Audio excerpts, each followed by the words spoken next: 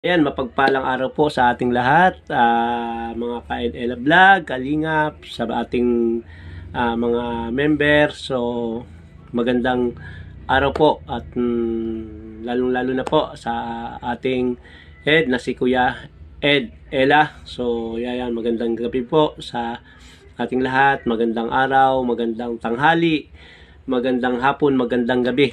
Saan man parte kayo ng mundo naroroon. So, ang akin pong ibabahagi na aking napili sa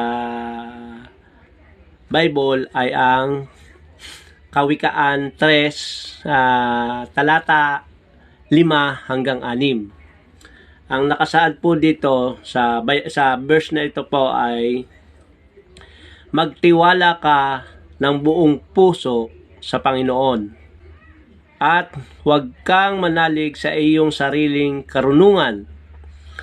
Alalahanin mo ang Panginoon sa lahat ng iyong ginagawa at ituturo niya sa iyo ang tamang landas. Ang mabuting balita ng ating Panginoon sa Kawikaan 3, talata 5 hanggang 6. So, ayan po, yun po ang aking napili na Bible verse. Kasi nga po, kalimitan nga po yung iba ay parang siya na ang nakakaalam ng higit ng lahat. Kaya nga sabi nga ng Panginoon, huwag kang manalig sa iyong sariling karunungan.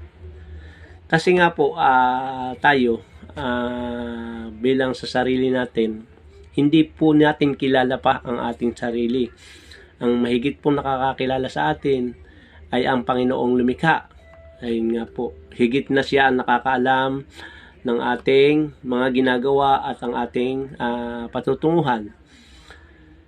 Sa ganun pa man po ay lahat ng ating desisyon sa ating buhay ay ang mabuti po talaga ay ipanalangin natin sa ating Panginoon, nagabayan tayo sa lahat ng ating gagawin. Kung halimbawa nga po tayo ay nagkakamali, ay humingi po tayo ng kapatawaran dahil nobody's perfect naman po ang bawat isa sa atin.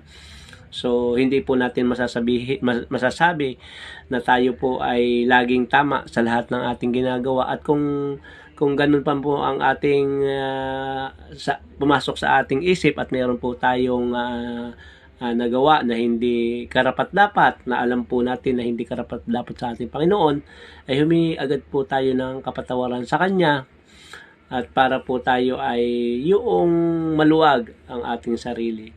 Dahil tayo po ay magpasalamat dahil sa biyaya ng buhay, biyaya ng kalakasan, biyaya ng ating pinagkakakitaan, biyaya lahat ng ating mahal sa buhay na naandyan palagi sa ating paligid, na sila ay umaalalay sa atin. Panatilihin po natin yung pagmamahal natin sa bawat isa. Kasi nga po, kung si Jesus lang nga po ang ating ilalagay sa ating puso't isipan, siguro po wala na rin taong mapagsamantala, yung mapagmaltrato, dahil kung nasa puso po natin ang Panginoon ay sigurado na tayo ay makakatulog ng maayos, tayo ay walang iniisip, wala tayong galit sa ating puso, sa ating isip, wala tayong inggit sa ating kapwa. Basta't ang hihilingin lang natin sa atin ay tayo ay bigyan ng biyaya ng kalakasan, biyaya ng buhay, biyaya ng pamilya na ating malalapitan, at ang higit sa lahat ay tayo ay makatulong sa mga taong higit na nangangailangan. So, tayo naman lahat ay may pangangailangan. Tayo ay dumaraan sa mga pagsubok na ating buhay. Kaya, katulad ko nga po, maraming pagsubok ang dumating sa amin ng aming mag-asawa. Pero, sa lahat ng mga pagsubok pong yun, ay naandyan kami na lumalaban, nakasama namin ang ating Panginoon, at sa bawat galaw namin ay ay amin pong inilalapit yan sa ating Panginoon at sana gabayan tayo patuloy ng ating Panginoon lalong-lalo na sa kabutihang ginagawa natin sa ating kapwa. Ayun lamang po ang aking ma-share mga ka-Ed-Eda Vlog, ka-team, kalingap. Sana po ay inyong nagustuhan ang aking binasang talata sa Kawikaan 3, talata 5 hanggang 6.